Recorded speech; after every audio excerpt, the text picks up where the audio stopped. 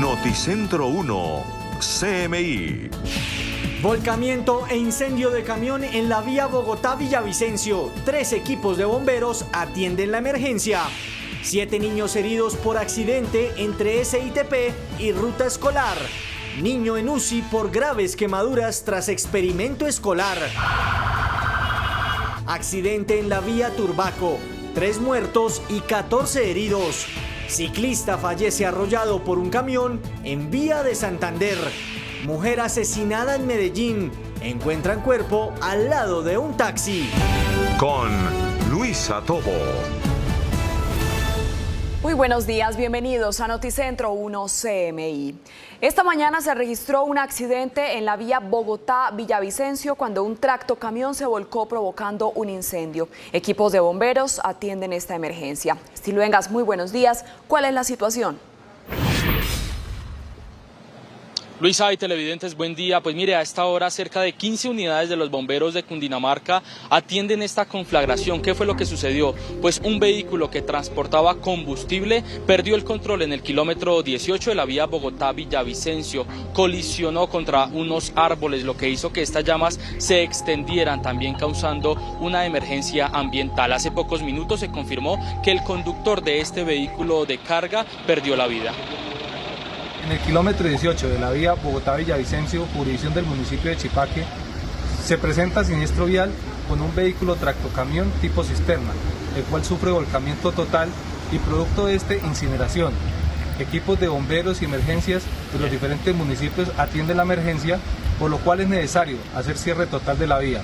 Al parecer, dentro de su vehículo se encuentra el conductor, que está pendiente de su identificación, y todos los actos urgentes por parte de Policía Judicial y la Fiscalía General de la Nación para determinar los motivos e hipótesis del siniestro vial. Más de 2 horas completa cerrada la vía Bogotá-Villavicencio por este siniestro vial que lamentablemente deja una víctima fatal. Las autoridades recomiendan tomar vías alternas para las personas que viajan hacia Bogotá y hacia Villavicencio. Hablamos de otra importante noticia que tiene que ver con lo mismo, con siniestros viales. Pues la Agencia Nacional de Seguridad Vial publicó su más reciente informe sobre las fatalidades que se han presentado entre enero y agosto. Son 5.000 personas las que han perdido la vida en siniestros viales. Esto representa un aumento del 45% respecto al año anterior. Preocupa lo que está sucediendo en ciudades como Bogotá, Cartagena y Medellín. Más adelante, a las 12 del mediodía, estaremos ampliando estas informaciones. Por ahora me despido desde el centro de Bogotá, Stig Luengas, para Noticentro 1 CMI. Stig, muchas gracias. Y hablemos de otro accidente entre un bus del SITP y una ruta escolar que deja 7 niños heridos, por fortuna sin gravedad, en el sur de Bogotá. Luisa Fernández, muy buenos días. ¿Cómo ocurrió este accidente? Hola Luisa y televidentes, exactamente el accidente ocurrió aquí sobre la calle 68 Sur con carrera 42B. Recordemos que esta es una de las curvas más peligrosas que tiene la localidad de Ciudad Bolívar, pues conecta a la parte baja de esta localidad con Arborizadora Alta, de donde vienen rutas escolares y por donde también suben buses del SITP. Y es que precisamente en una de estas curvas fue donde se encontraron de frente el bus del SITP y la ruta escolar que transportaba niños hacia el colegio Liceo Moderno Walt Whiteman. Aseguran también desde la Secretaría de Salud que fueron 14 las personas que resultaron heridas. 2 de ellos pudieron atenderlos aquí en el lugar y a 12 más los trasladaron a centros médicos. 11 fueron trasladados al hospital de Meissen, 1 a la clínica Santa Juliana. El total de los heridos son 6 adultos y 8 menores de edad. Hasta el momento, lo que nos dicen desde la Secretaría de Salud es que ninguno registró gravedad en sus heridas y es por eso que puede que hoy mismo se le dé de alta a estos 12 pacientes que están siendo atendidos por este accidente que tuvo lugar sobre las 6:40 de la mañana aquí en la localidad de Ciudad Bolívar. Habitantes de este sector aseguran que es necesario un semáforo o más señalización para que las rutas del SITP entiendan que en curvas como estas deben frenar. Sin embargo, la hipótesis que se tiene hasta el momento es que la ruta escolar habría invadido el otro carril, el carril contrario, y por eso se ocasionó el accidente. Nosotros estaremos atentos, por supuesto, a cómo avanza la atención médica de estos 12 pacientes que fueron hospitalizados en centros médicos. Vamos a cambiar de tema porque hace pocos minutos, en la mañana de este miércoles, el comisionado de paz confirmó que 10 grupos armados, que 10 grupos al margen de la ley se sumaron a ese llamado del presidente Gustavo Petro del cese al fuego unilateral. Aseguran que desde el gobierno actualmente están en una fase de exploración todo esto en sentido a alcanzar la paz total. Estos son los grupos que a hoy están en un cese al fuego. El EMC, Estado Mayor Central, como se llaman a sí mismos. La segunda Marquetalia, que está en ese mismo sentido. Está las AGC. Están varias oficinas de ciudades.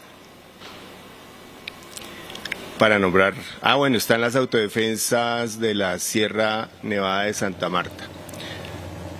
Dentro de esta fase de exploración, asegura el comisionado, pues se acordó, se le solicita a los grupos que ya están dentro del cese al fuego que no maten, que no secuestren, que no desaparezcan y que tampoco torturen. Todo esto para saber qué tipo de trato se les da desde el gobierno nacional a los distintos grupos. Asegura que para cada uno hay un trato diferente y es por eso que el borrador que se conoció en estos días sobre el proyecto de sometimiento a la justicia, pues también se le está realizando algunos ajustes para ser presentados ante el legislativo colombiano y ante todos los ciudadanos. Son las noticias hasta el momento y a las 12 del mediodía tendremos más detalles de todos los encuentros que se van a realizar en sentido a la paz total. Así es, Luisa, muchas gracias. Hay indignación en Medellín por el asesinato de una taxista esta madrugada. La víctima recibió múltiples heridas con arma blanca. Hernán Muñoz, muy buenos días. ¿Quién es la víctima? Luisa, ¿qué tal? Buenos días para usted y para todos los televidentes. Es una mujer que trabajaba para una prestigiosa compañía de taxis y fue asesinada esta mañana sobre el sector de Las Palmas, en la vía que comunica a Medellín con el Aeropuerto Internacional José María Córdoba. Lo que se conoce hasta el momento durante la inspección judicial en la que Noticentro 1 CMI pudo estar presente es que la mujer al parecer tomó un servicio en la parte alta de la ciudad y allí fue atacada con arma blanca. Recibió múltiples heridas con arma blanca y al parecer su cuerpo fue abandonado al lado de este vehículo de servicio público. En las últimas horas la compañía acaba de emitir un comunicado rechazando el crimen de esta mujer destacada por su labor dentro del gremio de los taxistas y le pidieron a las autoridades más garantías de seguridad para el trabajo de los taxistas. Recordemos que en las últimas horas el comandante de la Policía Metropolitana dijo que continúan trabajando muy fuerte atendiendo a estas quejas de inseguridad que han presentado algunos de los conductores en la ciudad de Medellín. Y precisamente estamos originando esta información a esta hora de la mañana desde el barrio El Poblado en Medellín, donde hace presencia la Procuradora General de la Nación, los procuradores delegados, y el siguiente tema tiene que ver con esta jurisdicción porque hace pocos minutos la Procuraduría abrió una indagación disciplinaria contra algunos funcionarios del colegio en Itagüí, donde resultaron quemados 5 niños y una profesora luego de un supuesto experimento escolar. Noticentro 1 CMI habló con la familia del niño que se encuentra en este momento en el Hospital San Vicente Fundación, sufrió quemaduras de 2º grado, se encuentra en la unidad de cuidados intensivos bajo pronóstico reservado, se está recuperando, pero hoy el llamado de atención es para la institución educativa y lo hace pues precisamente la Procuraduría General de la Nación, y a esta hora de la mañana nos acompaña Juan Manuel Aristizábal, quien es el procurador provincial del Valle de Aburrá. ¿Por qué se abre esta indagación? Buenos días. Una vez conocidos los hechos en diversos medios de comunicación, la Procuraduría General de la Nación, a través de la Procuraduría Provincial de Instrucción del Valle de Aburrá, quien es competente en el municipio de Itagüí, dio lugar a la acción disciplinaria con el objeto de verificar los hechos y determinar especialmente los autores o autor de la posible falta disciplinaria con ocasión de la afectación en la salud de 5 estudiantes y de la docente en la institución educativa Consejo Municipal de Itagüí. La acción disciplinaria está en etapa de indagación previa. Actualmente estamos adelantando los medios probatorios pertinentes para lograr la finalidad y sobre todo garantizando el debido proceso y la reserva legal en la etapa procesal en que se encuentra. Es el pronunciamiento hasta ahora de la mañana del Ministerio Público aquí en la capital de Antioquia, y terminamos con más noticias del departamento de Antioquia porque un vendaval sacudió al municipio de Puerto Nare en Antioquia. Al menos 250 viviendas tienen daños estructurales y a esta hora de la mañana se avanza en un censo para determinar la gravedad de esta emergencia en la que se reportaron árboles caídos y algunas viviendas que fueron evacuadas. Información desde la capital de Antioquia, Hernán Muñoz, Noticentro 1 CMI. Hernán, muchas gracias. Hacemos una pausa en Noticentro 1 CMI y al regresar esto. Comerciantes protestan por tarifas de energía en Barranquilla. Ya volvemos.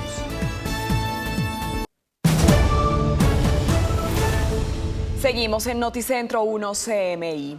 Comerciantes de Barranquilla iniciaron lo que llaman una reclamatón. Se trata de un mecanismo de presión para que se elimine el cobro de las pérdidas no técnicas o el robo de energía.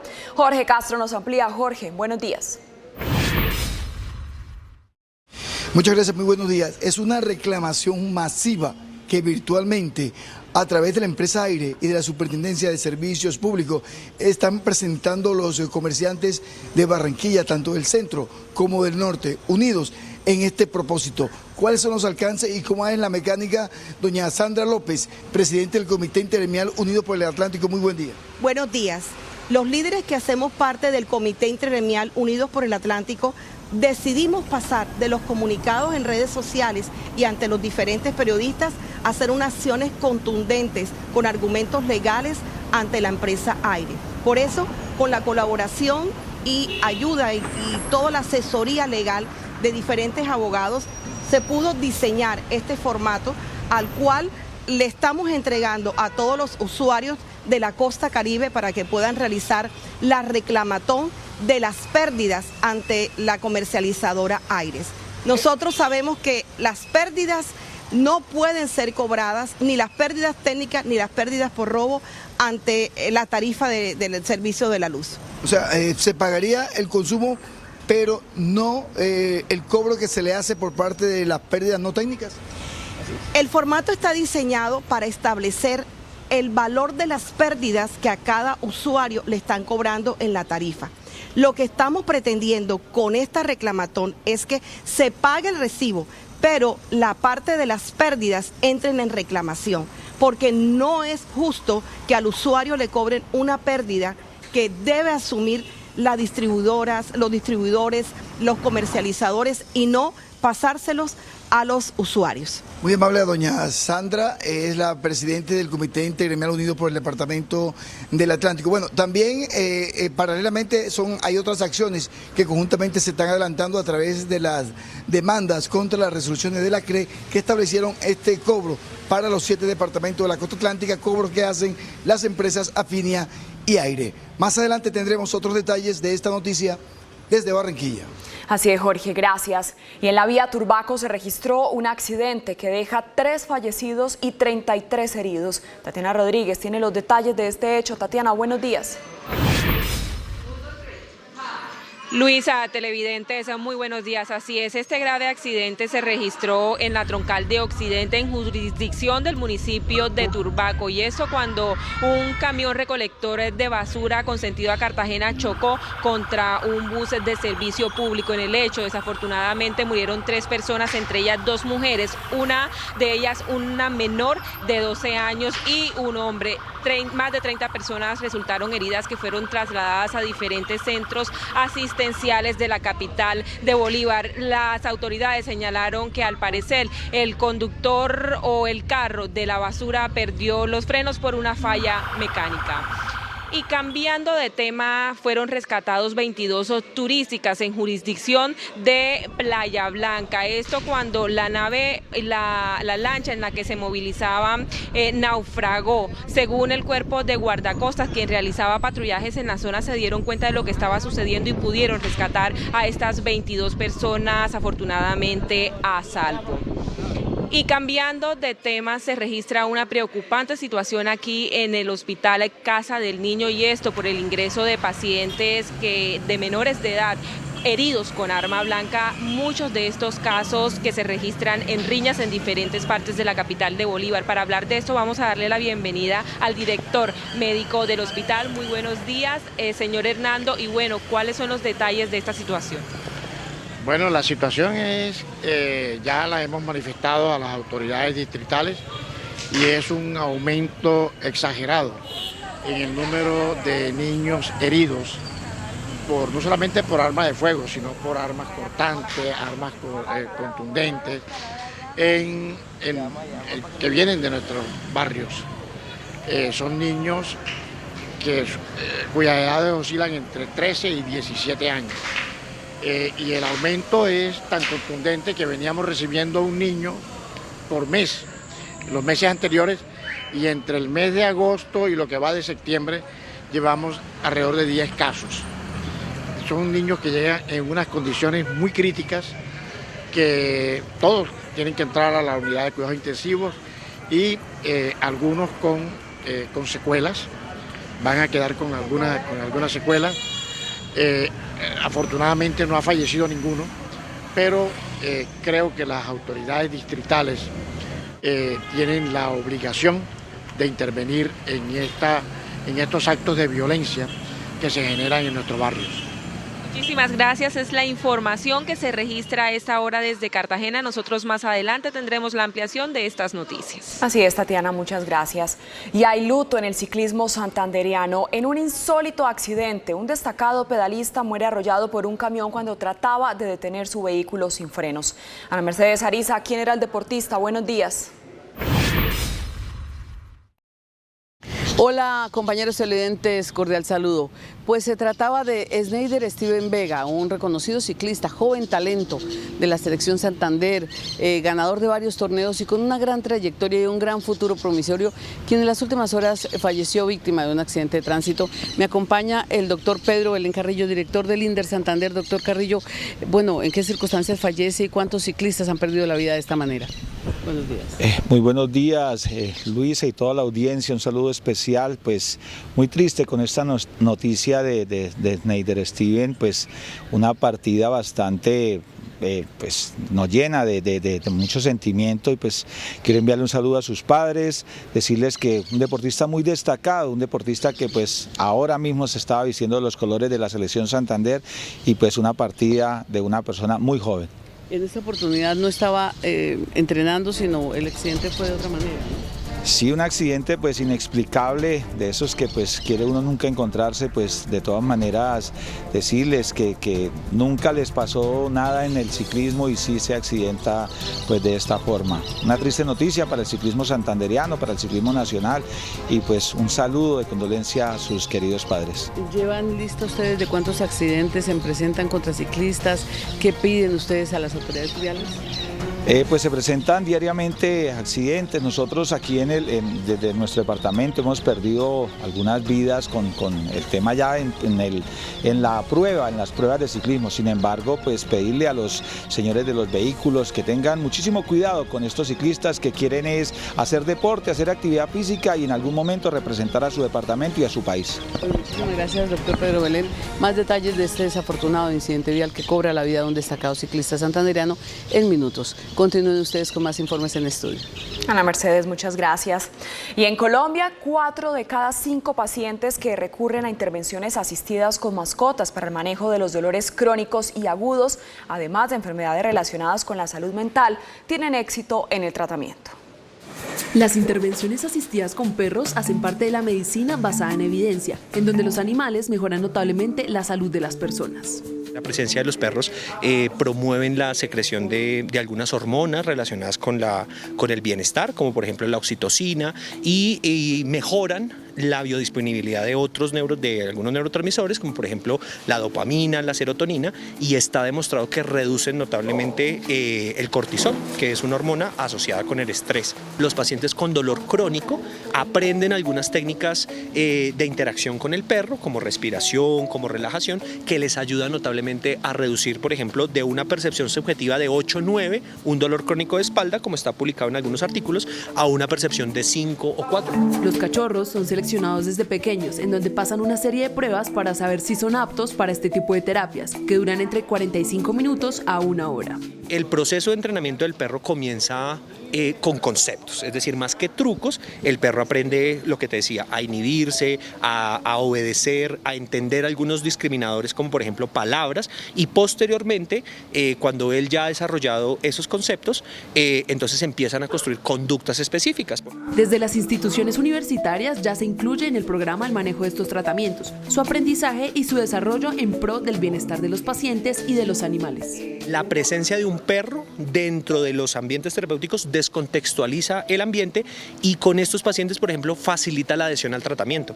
Esta metodología busca tener más acogida en los pacientes que presentan este tipo de patologías.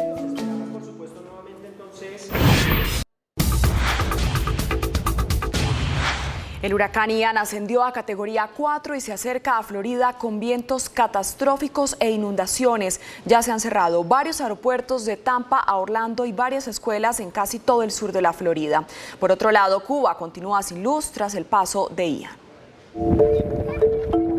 El Centro Nacional de Huracanes de Estados Unidos informó que el huracán Ian cambió a categoría 4 durante la madrugada de este miércoles en su avance hacia las costas del oeste de Florida, donde se esperan marejadas ciclónicas que amenazan la vida, vientos catastróficos e inundaciones.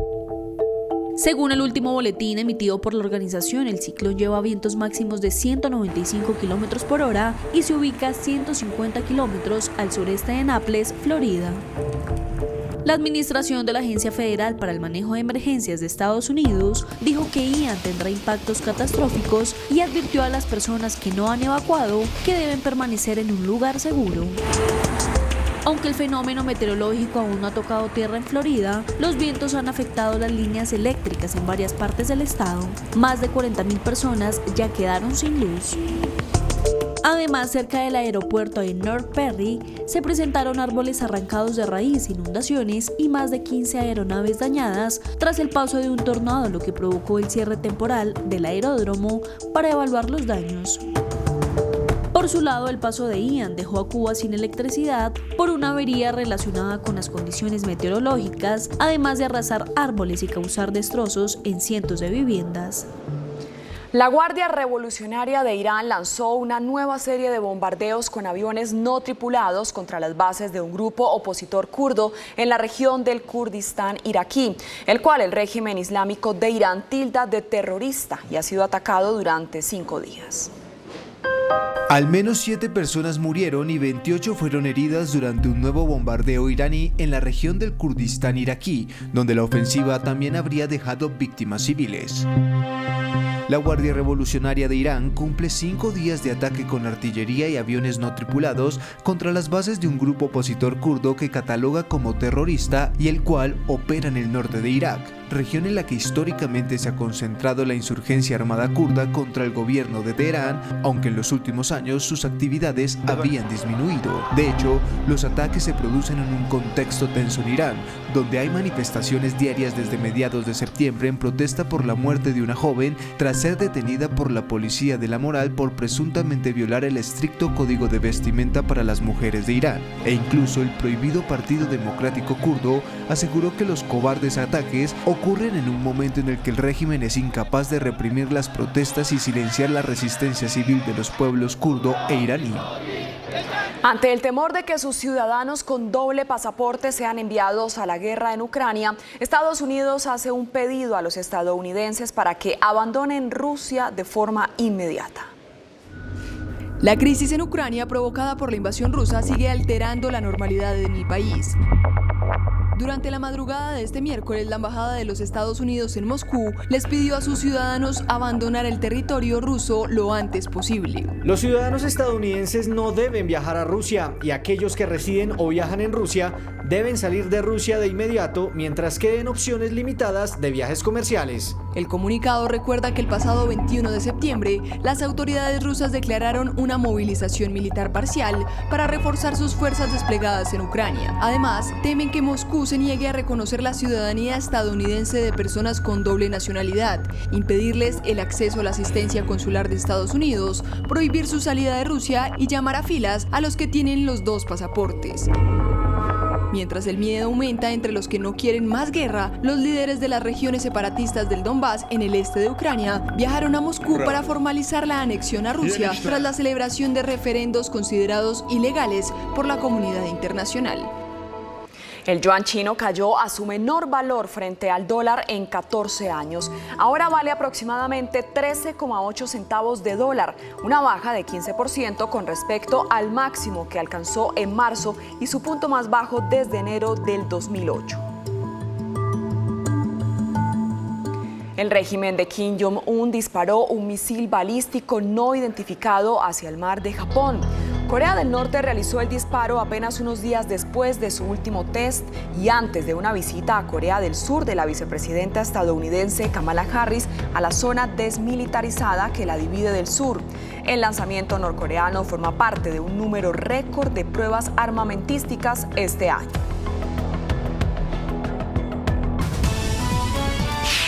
Renuncia masiva de oficiales en la policía. Salen 23 uniformados. 10 grupos armados se han sumado al cese unilateral, dice Alto Comisionado para la Paz Danilo Rueda. Muere conductor de tractocamión que se volcó en la vía Bogotá-Villavicencio. 7 niños heridos por accidente entre SITP y ruta escolar. Niño en UCI por graves quemaduras tras experimento escolar. Accidente en la vía Turbaco, 3 muertos y 33 heridos. Mujer asesinada en Medellín, encuentran cuerpo al lado de un taxi. Vendaval en Puerto Nare deja más de 250 viviendas afectadas. Con Luisa Tobo. Seguimos en Noticentro 1 CMI. Continúan los cambios en la Policía Nacional. 23 oficiales renunciaron a la institución y el director general Henry Sanabria anticipa más salidas. Stig Luengas tiene los detalles. Stig, buenas tardes. Hola Luisa, feliz tarde. Pues sí, es una renuncia masiva de oficiales en la Policía Nacional. En total son 23. Conocimos hace poco un comunicado de la misma Policía Nacional que da cuenta de cómo fue ese retiro masivo de estos oficiales. Pues se trata, en primer lugar, de 10 tenientes coroneles, un mayor, 3 capitanes, 7 tenientes y 2 subtenientes, para un total de 23 oficiales los que presentaron su renuncia para salir de la institución. Voy a leer una parte del comunicado que llama la atención, abro comillas, dice: las 23 solicitudes fueron presentadas el pasado 26 de agosto en la Junta Asesora del Ministerio de Defensa Nacional y avaladas en atención al deseo individual y voluntario de los penitenciarios. 20 de ellos tienen 20 y 32 años de servicio, lo que les confiere el tiempo suficiente por ley que les otorga el derecho de asignación de retiro, y cierro comillas con este comunicado que confirma entonces que 23 oficiales de la policía se han retirado, presentaron su renuncia. Esa resolución ya fue firmada por el ministro de Defensa, Iván Velázquez. Lo que también conoció Noticentro 1 CMI por parte de la dirección de la policía es que se está alistando un decreto para que salgan más oficiales, pero esto sí sería por voluntad del gobierno nacional. Con esta información me despido desde el centro de la capital. Stig Luengas para Noticentro 1 CMI. Stig, muchas gracias. Y el Alto Comisionado para la Paz, Danilo Rueda, aseguró que 10 grupos armados se han sumado al cese unilateral en el marco del proceso de paz total que adelanta el gobierno. Luisa Fernández, ¿cuáles son esos grupos? Buenas tardes. Luisa, buenas tardes. Son varios grupos, 10 en total, asegura el comisionado de paz, entre los que está el Comando Central, como se autodenominan. Dentro de esos también las reconocidas disidencias de las FARC. También están algunas oficinas de algunas ciudades y las autodefensas de la Sierra Nevada de Santa Marta, además de las AGC. Atendiendo el llamado del presidente Gustavo Petro, 10 grupos, al margen de la ley, se sumaron al cese al fuego unilateral en el país. El EMC, Estado Mayor Central, como se llaman a sí mismos. La segunda Marquetalia, que está en ese mismo sentido, está las AGC, están varias oficinas de ciudades, están las autodefensas de la Sierra Nevada de Santa Marta. Asegura el gobierno que están en una fase de exploración con ánimos de alcanzar la paz total. Se les ha pedido no matar, no desaparecer, no torturar. Y vamos avanzando. Sobre el borrador del proyecto de sometimiento a la justicia, afirmó el funcionario que también se está revisando ante las críticas. Continuarán con los recorridos por los territorios y en ese sentido la vicepresidenta Francia Márquez estará en el Cauca atendiendo temas de seguridad. Allí estamos hablando de cerca de 26 pandillas que tienen tomado Puerto Tejada. Y este gobierno de la paz total va a ver cómo interactuar con este tipo de fenómenos que generan zozobra a la población, que tienen muchos controles barriales en ese municipio, y ojalá lo visiten y acompañen a la vicepresidenta para visibilizar esa delicada situación. Así podremos abrir los ojos y entender por qué es importante la paz total. Imagínense esa situación al lado de todo un modelo agroindustrial azucarero. Una nueva atención a la política antidroga plantean desde el gobierno como aporte a la paz total. Por eso en el Catatumbo se dará el primer encuentro con cocaleros a finales de octubre. Luisa, y esta madrugada en Bogotá se presentó un grave accidente exactamente en la localidad de Ciudad Bolívar, donde 8 niños resultaron heridos. 14 personas resultaron heridas tras un accidente entre una ruta escolar y un bus del SITP en Ciudad Bolívar, Bogotá. El reporte de la Secretaría de Salud indica que 12 de los heridos fueron atendidos en el Hospital Mason. 8 son menores de edad y 6 adultos, todos con lesiones leves. La versión preliminar de las autoridades es que la ruta escolar invadió el carril contrario. Habitantes del sector se quejan por la falta de semáforos y reductores de velocidad. El siniestro se presentó en la calle 68C Sur con carrera 42B a eso de las 6:40 de la mañana. Son las noticias desde la capital del país. Luisa Fernández, Noticentro 1 CMI.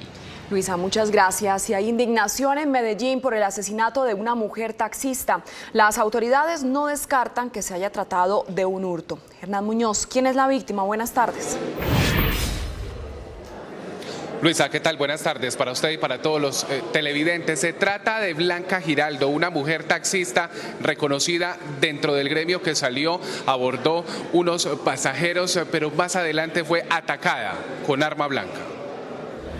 Según la investigación preliminar, Blanca Inés Giraldo recogió un servicio en la parte alta de la vía Las Palmas. Minutos después, el taxi que conducía apareció abandonado. Su cuerpo presentaba múltiples heridas, al parecer con arma blanca. La compañía de taxis rechazó el crimen. Taxi Individual y sus empresas aliadas rechazan hoy vehementemente el acto violento que sufrió una de nuestras conductoras, Blanca Inés. A su familia, a los conductores, a nuestras conductoras, les damos la más sentida condolencia y de pesar porque es para nosotros un día de luto. Esperamos que las autoridades de la ciudad nos den información y hagan rápido la investigación para que estos actos no vuelvan a ocurrir. A esta hora, investigadores avanzan en la inspección judicial y se encuentran reuniendo evidencias clave que permitan ubicar a los responsables del crimen. Por ahora, las autoridades no descartan que se haya tratado de un hurto. La Procuraduría abrió una indagación disciplinaria contra algunos funcionarios de un colegio en Itagüí, donde resultaron 5 niños quemados y su profesora. A propósito, la familia del único menor que permanece en UCI habló en Noticentro 1 CMI. Todo parecía tranquilo en este salón de clase de un colegio en Itagüí, Antioquia. La mesa en la que se hacía el experimento escolar sin aparentes medidas de seguridad estaba rodeada de niños y en segundos ocurrió un accidente. La explosión del material inflamable impactó a 5 niños y una profesora que desesperada intentó apagar las llamas que rodearon el cuerpo de uno de los menores. Era un tema de unos experimentos, pero no me dijeron que eran con elementos inflamables o experimentos caseros, no. Tampoco me han dado la información, apenas recibí la llamada de que el niño había sido afectado. Juan Francisco es el papá del único menor que permanece en la UCI del Hospital San Vicente Fundación de Medellín.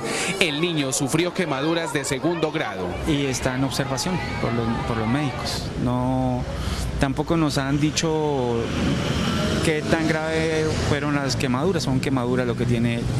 que son de segundo grado. Y le hizo un llamado de atención a la institución educativa y los funcionarios que autorizaron el supuesto experimento sin condiciones de seguridad. Yo creo que son profesionales y por profesionales deberían estar como un poco más conscientes de estas solicitudes que les hacen a los niños con respecto a sus tareas o a lo que quieren tratar de enseñarles a ellos. En las últimas horas, la Procuraduría abrió una indagación disciplinaria en contra de algunos funcionarios por las lesiones que sufrieron los niños. Las autoridades acaban de reportar un negativo balance de un vendaval en el municipio de Puerto Nare, en el departamento de Antioquia. Son por lo menos 250 familias damnificadas en 17 barrios, afectaciones en por lo menos 230 viviendas, 3 personas lesionadas, 2 de ellas ya fueron dadas de alta y 280 árboles que se desprendieron en esta zona del departamento de Antioquia, donde se mantiene la calamidad pública. Me despido desde Medellín. Hernán Muñoz, Noticentro 1 CMI. Hernán, muchas gracias. Hacemos una pausa en Noticentro 1 CMI y al regresar, esperen. Protesta de comerciantes por tarifas de energía. Ya volvemos. Seguimos en Noticentro 1 CMI. Comerciantes de Barranquilla iniciaron lo que llaman una reclamatón. Se trata de un mecanismo de presión para que se elimine el cobro de las pérdidas no técnicas o robo de energía. Jorge Castro nos amplía la información. Jorge, buenas tardes. Muchas gracias, Luisa. Muy buenas tardes. Son gremios de comerciantes de diferentes sectores, tanto del centro como del norte de Barranquilla, los que están en esta iniciativa de reclamar para que no se les cobre el robo de la energía que se roban otros. Los comerciantes lo llaman una desobediencia civil justificada. Se planteó inicialmente la idea de no pagar la factura, pero se concluyó como paso inicial hacer la reclamación formal con un formato que se llevará a la empresa Aire y a la Superintendencia de Servicios Públicos. El reclamo es para que no se facture las pérdidas no técnicas establecidas en la resolución de la CREC. Es una reclamatón que no es otra cosa que el inicio de la desobediencia civil justificada, como se llamó desde el gremio, a una serie de reclamaciones individuales inicialmente, en la que se pide explícitamente que se deje de cobrar el concepto de pérdidas que aparece en el recibo de energía, que puede oscilar entre el 20 y el 30% dependiendo de los casos. Se aspira a que en la región sean más de 10 millones de reclamaciones las que se presenten. No es concebible que el usuario tenga que pagar las pérdidas técnicas por la ineficiencia de la estructura de la comercialización, de la distribución y de la generación de la energía, y tampoco las pérdidas por robo, también por ineficiencia en estrategias contundentes que debe realizar la empresa para evitar el robo de la energía. Son acciones individuales de los usuarios que en 2 meses pasarían a movilizaciones masivas. De no tener efecto la reclamatón de los comerciantes en Barranquilla, se pasaría en mes y medio o 2 meses a lo que llaman ahora una tutelatón, tutelas contra la empresa Aire. Noticias desde Barranquilla con Jorge Castro, Noticentro 1 CMI. Jorge, muchas gracias. Y en la vía Turbaco se registró un accidente que deja 3 fallecidos y 33 heridos. Tatiana Rodríguez tiene los detalles del hecho. Tatiana. Luisa, televidentes, muy buena tarde. Así es, este accidente se registró en la troncal de Occidente, jurisdicción del municipio de Turbaco, entre un camión recolector de basura que chocó con un bus de servicio público. Lo que manifiestan las autoridades hasta este momento es que se quedó sin freno tras una falla mecánica. En el lugar de los hechos, 3 personas murieron, 2 mujeres, entre ellas una menor de 12 años y un hombre. Más de 30 personas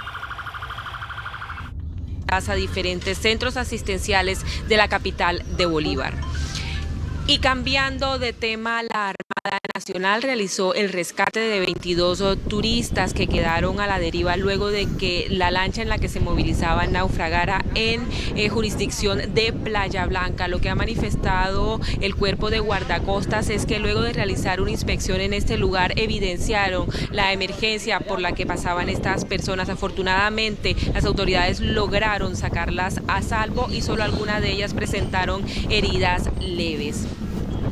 Por otra parte, hay preocupación en la Casa del Niño debido al número de pacientes que están ingresando con heridas de arma de fuego y arma blanca, producto de riñas en diferentes puntos de la capital de Bolívar. Mientras que en el año 2021 se registró el ingreso de 10 pacientes menores de edad por heridas de armas de fuego y arma blanca en el Hospital Casa del Niño, este año solo en la última semana del mes de agosto y lo que va corrido de septiembre, la cifra ya es igual. El problema obedece a unas riñas entre pandillas por la disputa de unas áreas geográficas de la ciudad. Muchos de estos menores, según las directivas del hospital, sufren de síndrome de abstinencia tras los largos procedimientos a los que deben ser sometidos por la gravedad de las heridas. Además de la violencia, el consumo de drogas. Eso es un hecho devastador. Tras la situación, el hospital hizo un enérgico llamado tanto a padres de familia para que brinden la atención correcta a los menores como a las autoridades. Y ha dicho el director médico que este reporte que tienen ya ha sido entregado a la Policía Metropolitana de Cartagena con el fin de que se tomen las medidas urgentes frente a esta situación. También decir que muchos de estos menores que han ingresado en el mes de agosto y lo que va corrido del mes de septiembre, hay algunos que todavía permanecen aquí en el hospital debido a la gravedad de sus heridas. Por ahora es toda la información. Desde Cartagena, Tatiana Rodríguez para Noticentro 1 CMI. Feliz tarde. Tatiana, gracias. Hacemos una pausa en Noticentro 1 CMI y al regresar, espere. Ciclista muere arrollado por camión en vías de Santander. Ya volvemos. Seguimos en Noticentro 1 CMI. En un insólito accidente, un destacado pedalista muere arrollado por un camión cuando trataba de detener su vehículo sin frenos. Ana Mercedes Ariza, buenas tardes. ¿Quién era el deportista? Luisa, televidentes, muy buenas tardes. Pues bajo las llantas de un camión terminaron las ilusiones de un joven ciclista que se alistaba para participar en la Vuelta al Porvenir. Una cámara de seguridad registró el fatal momento para esta joven promesa del ciclismo santandereano. En el video se observa cómo el deportista corre para detener su vehículo que se quedó sin frenos sin darse cuenta que a su lado venía un camión que acabó arrollándolo en sus llantas. Un hecho muy lamentable, hoy nos entristece a todo el ciclismo santandereano, nos enluta, nos unimos en el dolor con su familia, sentimos eso, la pérdida irreparable de un hijo tan joven. Pues la verdad todo un capo, ¿no? Ganador, siempre lo veía uno en los primeros puestos, con un buen carisma y pues desafortunadamente no, una noticia pues que nos espera, ¿no? Y es que la accidentalidad contra peatones, ciclistas y deportistas va en aumento y preocupa por falta de controles. Pues a los señores de los vehículos y de las motos, pues tener mucho cuidado con nuestros ciclistas santandereanos, con nuestros ciclistas nacionales que pues ellos quieren es hacer práctica, quieren pues estar en una dinámica de alto rendimiento y pues pedirles mucha protección. Semanalmente 2 a 3 ciclistas son víctimas de accidentes viales por imprudencia de conductores. Y aunque la pista se detuvo para esta figura que se preparaba para la Vuelta al Porvenir, sus compañeros seguirán rodando a la espera que se les respete la vía y la vida.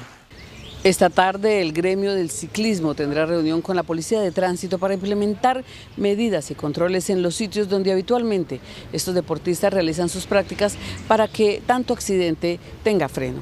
Es todo por el momento desde la capital de Santander. Para Noticentro 1 CMI informó Ana Mercedes Ariza. Feliz tarde para todos.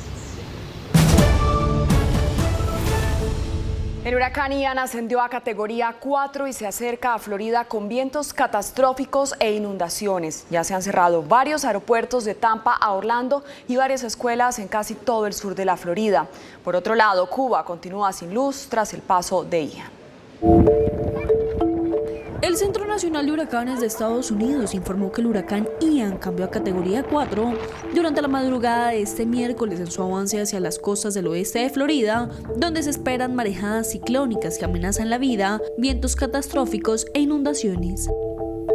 Según el último boletín emitido por la organización, el ciclón lleva vientos máximos de 195 km por hora y se ubica a 150 kilómetros al sureste de Naples, Florida. La administración de la Agencia Federal para el Manejo de Emergencias de Estados Unidos dijo que Ian tendrá impactos catastróficos y advirtió a las personas que no han evacuado que deben permanecer en un lugar seguro. Aunque el fenómeno meteorológico aún no ha tocado tierra en Florida, los vientos han afectado las líneas eléctricas en varias partes del estado. Más de 40.000 personas ya quedaron sin luz. Además, cerca del aeropuerto de North Perry, se presentaron árboles arrancados de raíz, inundaciones y más de 15 aeronaves dañadas tras el paso de un tornado, lo que provocó el cierre temporal del aeródromo para evaluar los daños. Por su lado, el paso de Ian dejó a Cuba sin electricidad por una avería relacionada con las condiciones meteorológicas, además de arrasar árboles y causar destrozos en cientos de viviendas. El régimen de Kim Jong-un disparó un misil balístico no identificado hacia el mar de Japón. Corea del Norte realizó el disparo apenas unos días después de su última prueba y antes de una visita a Corea del Sur de la vicepresidenta estadounidense Kamala Harris a la zona desmilitarizada que la divide del sur. El lanzamiento norcoreano forma parte de un número récord de pruebas armamentísticas este año.